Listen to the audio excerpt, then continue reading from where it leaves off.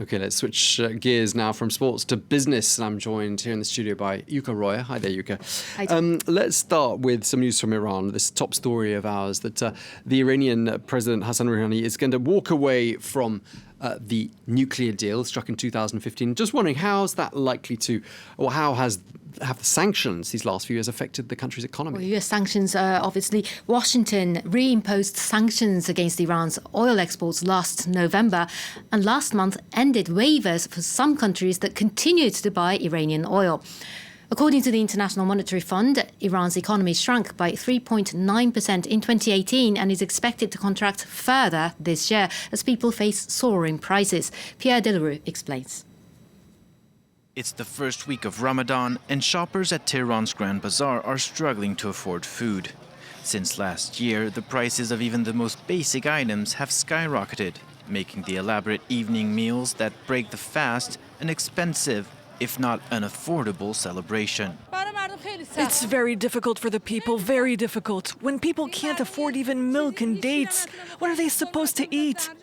You go to bed, and when you wake up, prices have been raised 10 times. A year ago, U.S. President Donald Trump withdrew America from the Obama-era international nuclear deal.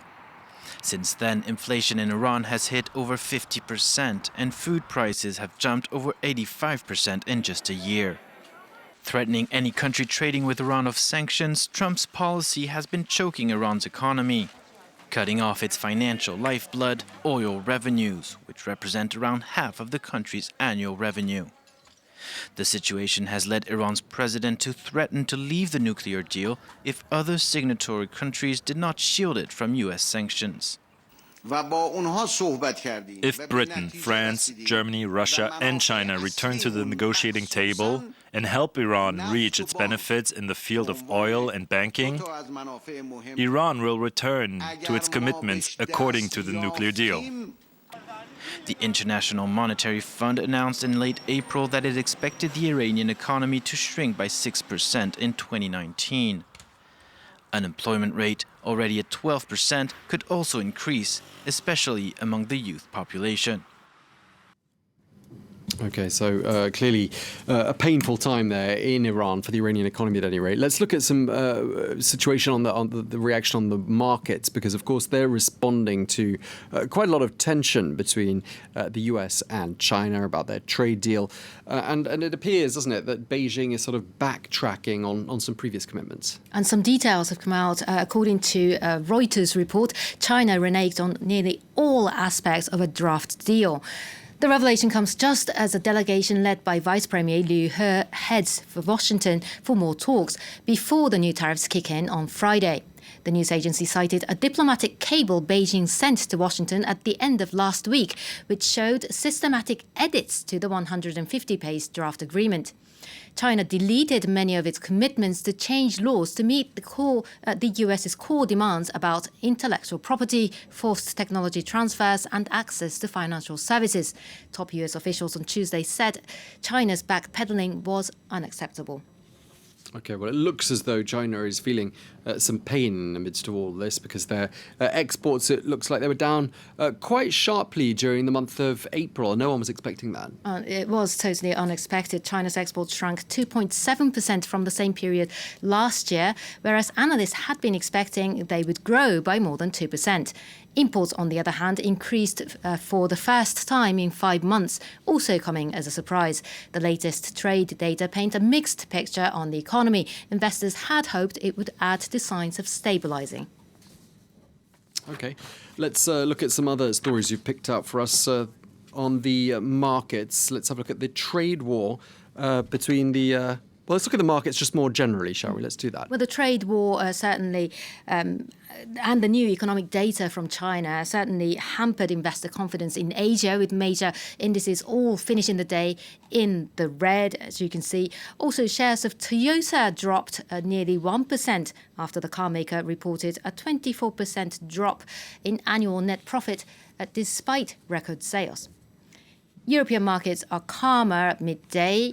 London's FTSE 100 down more than about a third of a percentage point. Paris's CAC 40 off by about 1/5%, and Germany's DAX just floating above the flat line. Okay, let's take a look at the tech industry. Google has announced new privacy tools intended to give users more control over how they're being tracked at home and outside, Yuka. Well, the new features were unveiled at Google's annual developer conference in California yesterday, along with an update on its artificially intelligent voice assistant and a new, cheaper Pixel smartphone. Critics are not convinced, though, some calling the new privacy update marginal improvements. After 2 decades of collecting data, Google is now preaching the gospel of privacy. At its annual conference for software developers, the internet giant presented several new products and features aimed at helping customers maintain control over their own data. Data helps make search work better for you. And with auto delete, you can choose how long you want it to be saved, after which any old data will be automatically and continuously deleted from your account.